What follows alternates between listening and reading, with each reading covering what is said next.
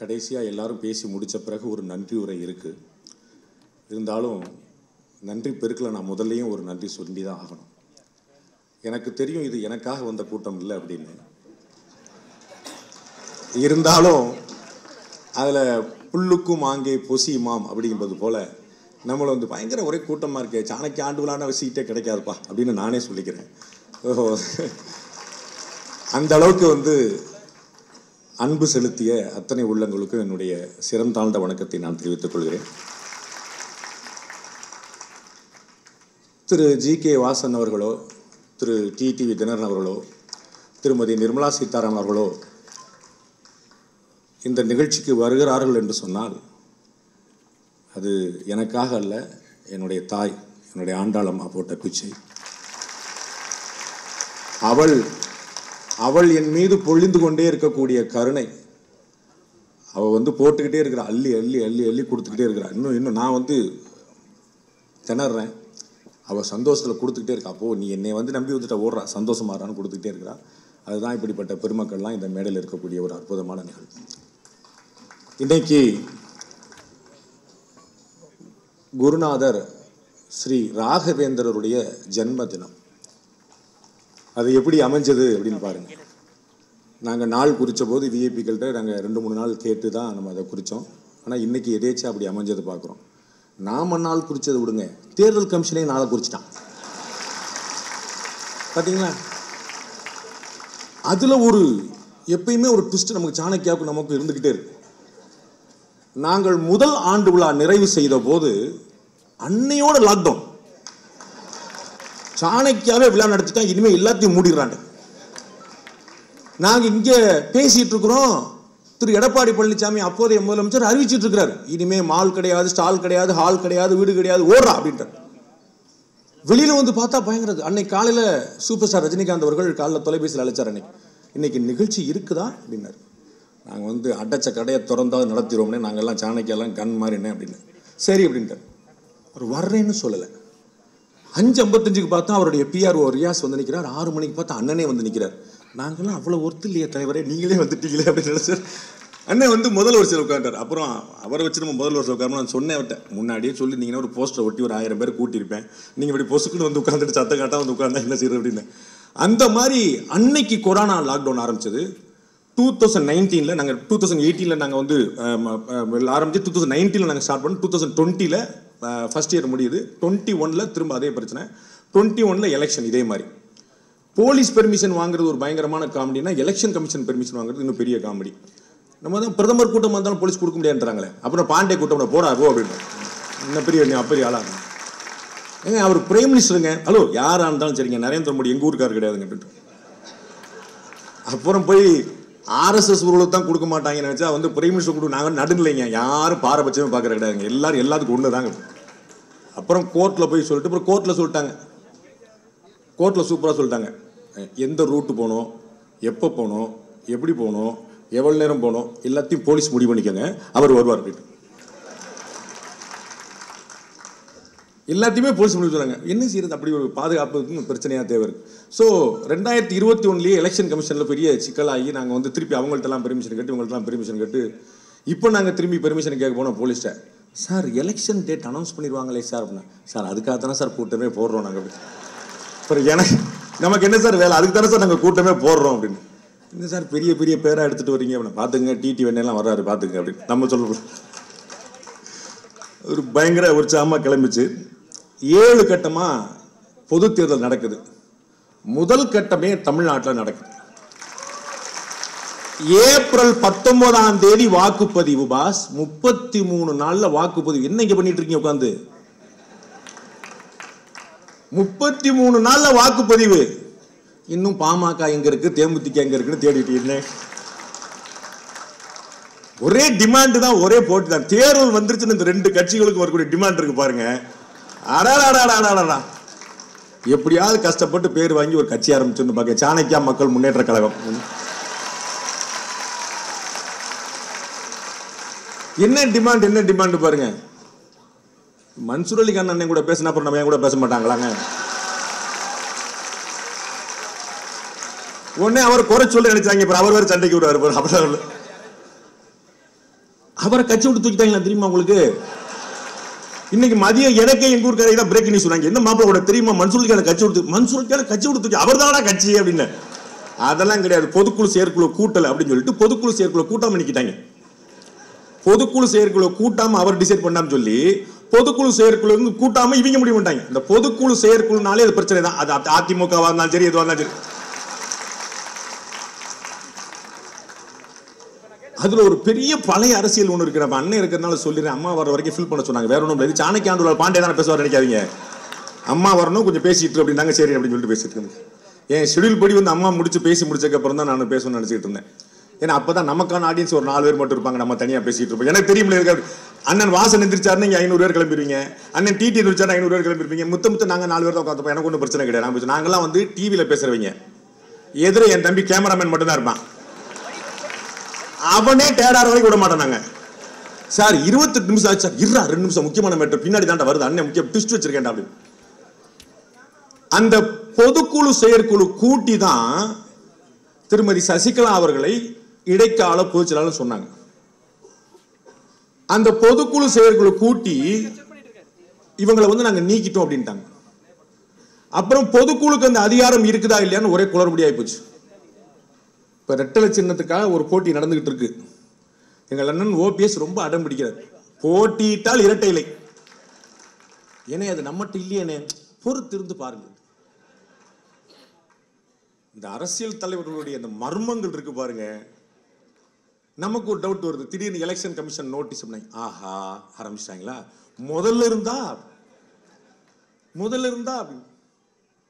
பயங்கர ஆச்சரியமான பரபரப்பு போய்கிட்டே இருக்குது. ரொம்ப 33 நாள் டைம் அப்படிங்கிறது என் கணக்கில் ரொம்ப ஷார்ட் டைம். அண்ணன் டிடிவிட்ட கேட்டேன், கருத்து கேட்டேன். என்ன கரெக்டுங்க, படக்குன்னு ஆரம்பிச்சு படக்கு முடிச்சணும் அப்படின்ட்டு. சும்மா இது வந்து இவங்கள்ட்ட தான் போயிட்டு இழுத்துக்கிட்டு பேசிட்டு இருக்க படக்குன்னு முடிச்சணும்.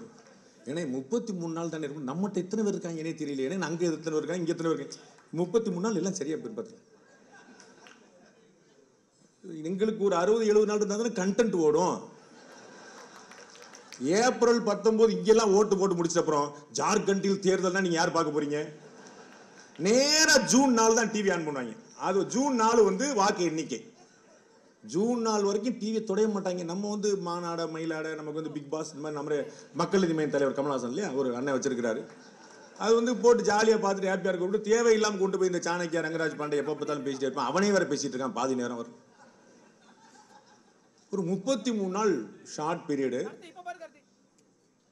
இப்போதைக்கு உங்கள்ட்ட ஒண்ணு மட்டும் கேட்பேன். அவெல்லாம் போனதுக்கு அப்புறம் நான் வேற கேட்கிறேன். தயவு செய்து ஓட்டு போடுங்க.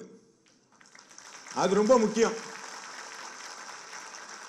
தமிழ்நாடு எப்பயுமே சராசரியா 70% வாக்குகளை போட்டுட்டே இருக்கு. இன் ஆவரேஜ் 70% போலிங் ஆயிரும். பத்தாது. ஒரு 80-85 போட்டு எலெக்ஷன் கமிஷனை திங்க் பண்ண வைக்கணும். என்னப்பா பிரச்சனை, 85% ஓட்டு போட்டீங்க, என்ன பிரச்சனை யோசிக்க வைக்கணும். அப்படி நடந்தா மட்டும்தான் நீங்க நினைக்கிறது நடக்கும்.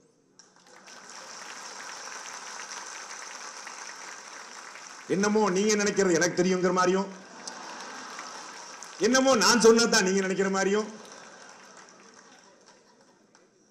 அந்த திலானா மோகன பல்ல சொல்ல பாங்களா, அவர் வாசிக்க இவர் ஆட. நான் சொல்றது உங்களுக்கு ஒண்ணு வேணும்னா நீங்க போய் ஓட்டு போடுங்க. வேற ஒண்ணுமே இல்லை. என்கிட்ட ஒரு நல்ல ஒரு 60-65 வயசு லேடி என்கிட்ட கேட்டாங்க, அதெல்லாம் விடு, இந்த எலெக்ஷன்ல யார் ஜெயிப்பா அப்படின்னா. நான் விடல. மேடம் நீங்க யாருக்கு ஓட்டு போட்டீங்க அப்படின்னு. நீங்க யாருக்கு ஓட்டு போடுவீங்கன்னு கேட்டு. நான் தான் ஓட்டு போடுறதே கிடையாது. இவாளெல்லாம் ஓட்டே போடுறது கிடையாது. யார் ஜெயிப்பான்னு உங்களுக்கு தெரிஞ்சு இப்போ உடனே. That is not going to work. எங்களுடைய பியூர் பாலிடிக்ஸ் கிளாஸ்ல நான் சொல்லுவேன், அரசியலில் நீங்கள் ஈடுபடவில்லை என்று சொன்னால் உங்களுக்கு பிடிக்காத அரசியல் உங்களை ஆளும். அரசியலில் நீங்கள் ஈடுபடவில்லை என்று சொன்னால் உங்களுக்கு பிடிக்காத அரசியல் உங்களை ஆளும். அப்ப உங்களுக்கு பிடிக்கணும் ஒண்ணு வேணும்னு நினைச்சா அதை யூ ஹேவ் டு இனிஷியேட். உங்களை கோஷம் போட சொல்லல, கொடி பிடிக்க சொல்லல, ஆர்ப்பாட்டம் பண்ண சொல்லல, நீங்க ஓட்டு போட போங்க. இந்தியாவில் 100 வயதுக்கு மேல எத்தனை பேர் இருக்காங்க தெரியுமா? இன்னைக்கு தான் எலெக்ஷன் கமிஷன் சொன்னார் 2 லட்சம் பேர் இருக்கிறாங்க. இந்தியாவில் 100 வயதுக்கு மேற்பட்ட வாக்காளர்கள் 2 லட்சம் பேர் இருக்கிறாங்க. 85 வயசுக்கு மேல ஏகப்பட்டது. அவங்களுக்கெல்லாம் வீட்டிலேயே வந்து வாக்கு செலுத்துறதுக்கான ஏற்பாடு பண்ணிருக்காங்க. அவங்க விரும்பினா 85 வயசுக்கு மேல இருந்தா இந்தியா முழுக்க நடைமுறைக்கு வருது முதல் முறையா. 85 வயதுக்கு மேற்பட்டவர்கள் 40% மேல் மாற்றுத்திறனாளிகளாக இருப்பவர்கள், அவர்கள் எல்லாம் நமக்கு யார் கொடுத்த ஐடியா? 85 வயதுக்கு மேற்பட்டவர்கள் 40%க்கு மேல மாற்றுத்திறனாளிகள், அவங்க அத்தனை பேரும் வீட்டிலேயே வந்து தேர்தல் ஆணையமே வந்து அவங்கள்ட்ட வாக்கு கேட்கும், அவங்கள்ட்ட வாக்கு வாங்கிட்டு போகலாம். அதற்கான ஏற்பாடு பண்ணியிருக்கிறாங்க. இந்த தேர்தலில் களப்பணியாற்றுன்னு சொல்ற குரூப்லாம் என்ன செய்யணும்? 85 வயசுக்கு மேல யார் யாரெல்லாம் இருக்காங்க அடையாளம் காணும். மாற்றுத்திறனாளிகள் ஏரியாவில் யார் யாரும் ஏன்ன நீங்க போலன்னு அவன் போயிடுவான். யாரு யாரு அவங்க?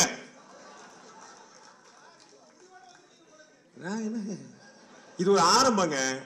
3 பெருமக்களை மேல வச்சுட்டு முடிவா ஆரம்பம். இப்பதானே ஓப்பனிங்.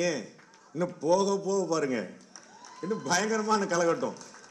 சோ நான் பாருங்க தேர்தல் ஆணையத்துக்கு சாதகமா பேசிட்டு இருக்கிறேன், நீங்க வேற எதுவும் நினைச்சு பேசிட்டு இருக்கீங்க.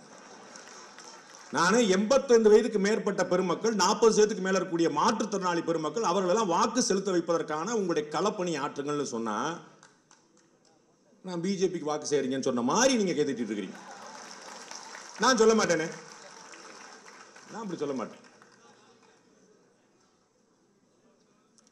அப்ப எப்ப வந்து ஒரு 85% மேல வாக்குகள் வருதோ அப்பதான் நம்ம நினைக்கிற சாத்தியமாகும். இடைத்தேர்தல்கள் எப்படி சாத்தியமாகுது?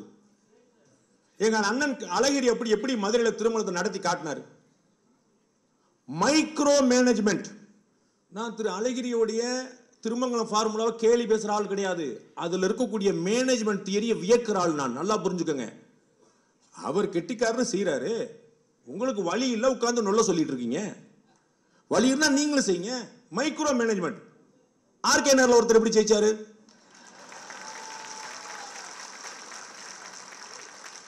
ரூலிங் பார்ட்டியை எதிர்த்து, முந்தானத்து வரைக்கும் கூட இருந்தவங்களை எதிர்த்து, எதிர்கட்சிகளுடைய பெரிய கூட்டணி எதிர்த்து, திடீர்னு தொப்பின்றான், திடீர்னு பேட்டுன்றான், திடீர்னு பரிசுன்றான், திடீர்னு குக்கர்ன்றான். நீ என்ன சின்னனாலும் கூடு நான் பாத்துக்கிறேன்.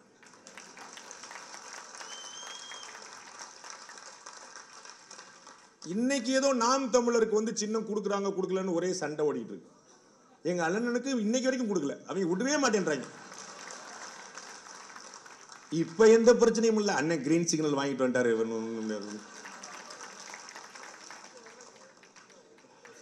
உங்களுக்கு தான் ரெட்டலை கொடுக்குறேன் சண்டை போட்டுட்டு இருக்கீங்க, அப்புறம் அது வேறையா உங்களுக்கு? அதுக்கே ஒரு போட்டி போட்டுட்டு இருக்காங்க. அப்ப என்ன சின்னம் வருங்கிறத ஒரு இந்த வருதுனே நீங்க ஏன் உங்கள்கிட்ட சின்ன வரலன்னு என்கிட்ட கேட்டு நிறைய செய்ய வருடீங்க.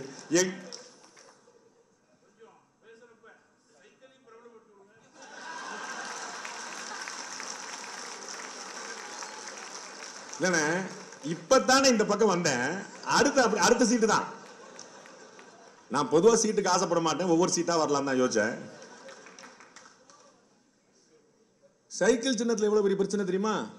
திரு சீமானுக்கு வந்து ஏற்கனவே கர்நாடகாவில் ஒருத்தர் முன்னாடி வந்து கேட்டார், 30 நாள் முன்னாடி கேட்டார். எங்க அண்ணனுக்கு ஏகப்பட்ட பிரச்சனை, அவர் அந்த பிரச்சனையெல்லாம் பார்க்கறதுக்குள்ள படக்கு இந்த பக்கம் சின்ன பிரச்சனைட்டாங்க. அப்புறம் போச்சு, சரி வந்து சண்டை போட்டுட்டு இருக்காரு இன்னைக்கு வீட்டில். என்னன்னா ஒரு மாநிலத்தில் இருக்கனால இன்னொரு மாநிலத்தில் கொடுக்க மாட்டேன்னு. சமாஜ்வாடி கட்சி சைக்கிள் வச்சுக்கிட்டு இருக்கு, தெலுங்கு தேசம் கட்சி சைக்கிள் வச்சுட்டு இருக்கு. எங்க அண்ணன் ஏற்கனவே சைக்கிள் வச்சிருந்தாரு. இவங்க நினைச்சா ஒண்ணு செய்யறாங்க. நாங்க முந்தினவருக்கே முதலிடம்ன்றாங்க. எங்க போய் முந்தனும் தெரியல, எங்க போய் முட்டணும் தெரியல. இப்போ ஒன்றும் பிரச்சனை இல்லை வச்சுங்க. அண்ணா இருக்காரு, அண்ணாமலை வேற கூட இருக்கிறாரு, சைக்கிள் வேற கூட இருக்குது. அப்படி அது ஆட்டோமேட்டிக்கா வந்து பிரித்து பார்க்க முடியாத எது ஒன்றும் அண்ணாமலையும் சைக்கிளும் இல்லையா? அது வந்து அதனால வந்து ஆட்டோமேட்டிக்கா ஓடிடும். இவ்வளவு பிரச்சாரம் பண்றேன், ஏதாவது கோப்பா செகைப்பாச்சு ஏதாவது 2 பேர் ஏதாவது கொடுத்தீங்கன்னு. அண்ணனே வேற வந்து எனக்கு ஏன் கட்சி கொஞ்சம் 2 பிரச்சாரம் பண்ணேன், 4 நல்ல வார்த்தை சொல்றேன். நான் வந்து எங்க சேனல்ல மைக் டெஸ்ட் பண்ணும்போதெல்லாம் வந்து நான் வந்து ஏன்னா 4 நல்ல வார்த்தை சொல்லுங்க அப்படிமே. நான் வந்து மைக் டெஸ்ட் பண்ணுங்க ஹலோ அப்படின்னு சொல்லும்போது 4 நல்ல வார்த்தை சொல்லுங்க. அது மாதிரி அண்ணன் வந்து இப்போ என்னை பத்தி 2 நல்ல வார்த்தை சொல்லுங்க. உங்களை பத்தி தான் நாங்கள் 5 நிமிஷம் சொன்னோமே. வந்து அவ்வளோ ஆச்சரியமான மனிதர். இன்னைக்கு யார் கிடைப்பா தமிழ்நாட்டில் இப்படி ஒரு அரசியல்வாதி வந்து கற்பனை பண்ண முடியாது. ஒரு கெட்ட வார்த்தை பேசாம, ஒரு ஆபாச சிந்தனை இல்லாம, யாரையும் எடுத்தெறிஞ்சு பேசாம, எதிரியை கூட மதிச்சு பேசக்கூடிய 5 ஆண்டுகளுக்கு மேல் மத்திய அமைச்சராக இருந்து ஒரு ஊழல் குற்றச்சாட்டு கூட சொல்ல முடியாத பெரும் கோடீஸ்வர் குடும்பத்தில் பிறந்து சாதாரணமாக தரையில் நடந்த ஒவ்வொரு காமன் மேனையும் பேசிட்டு இருக்கிற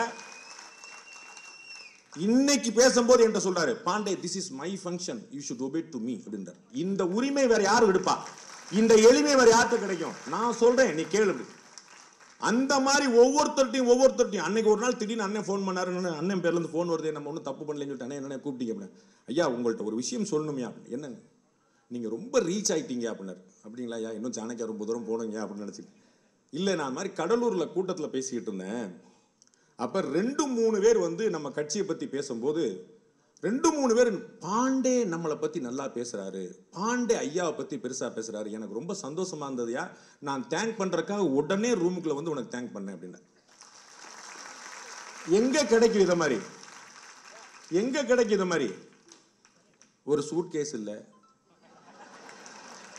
ஒரு கவர் கூட இல்ல, அத்தனையுமே இல்லாம நம்ம வந்து வெறும் அன்பு தான். நம்ம அன்பு தானே, அது அன்பு எப்பயும் ஓடிட்டு இருக்கும். அண்ணனை நான் வந்து வியந்து என்னுடைய சின்ன வயசுல இருந்து பார்த்துட்டு இருக்கேன். எங்க மூப்பனாரியாவுடைய காலத்துல இருந்து நான் பார்த்துட்டு இருக்கேன். அவ்வளவு வியப்புக்குரிய மனிதர். அண்ணன் டிடிவி பத்தி சொல்லிக்கிட்டே போலாம். அவர் வந்து ஒரு பேட்டில் சொன்னார், பாண்டே வந்து இம்ரான் கான் மாதிரி யார்கரா போடுவாரு, நான் டேவிட் பூட் மாதிரி 6 அடிச்சிருவேன் அப்படின்னு. நான் கூட முதல் வரியை கேட்டு என்னை தான் பாராட்டவர் நினைச்சேன். வந்து அண்ணன் நம்மள ரொம்ப பெருசா 2வது வரியில 6 அடிச்சு போடுவேன். என்னங்க எப்படி சொல்லி விட்டீங்க?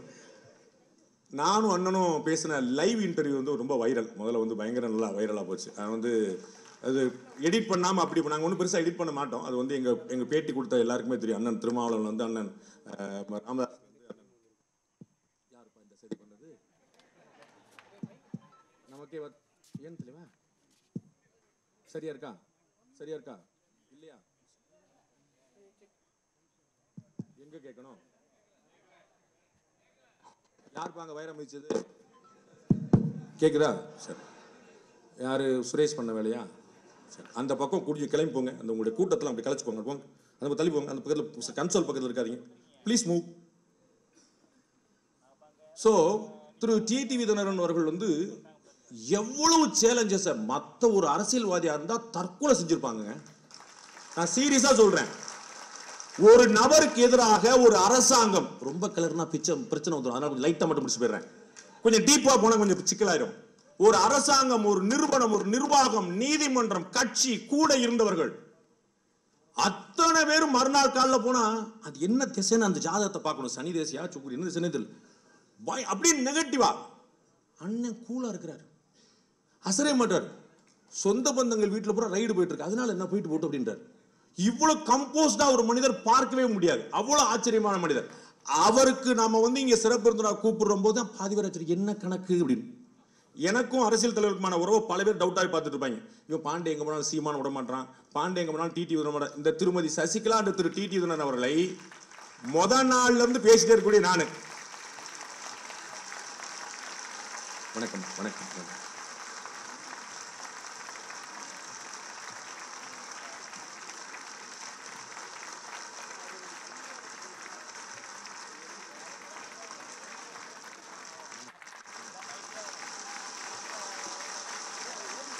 அம்மாவை பற்றி நிறைய சொல்லியாச்சு.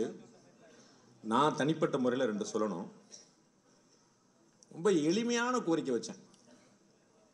அம்மா மாதிரி எங்களுடைய ஆண்டு விழா வருது, நீங்கள் வாய்ப்பு கிடைச்சா ஒரு நாள் கொடுக்கணும். யூ ஓன்ட் பிலீவ், அங்கேயே சொன்னாங்க வந்துடுறேன். அங்கேயே அப்பயே நான் வந்துடுறேன் அப்படின்னு.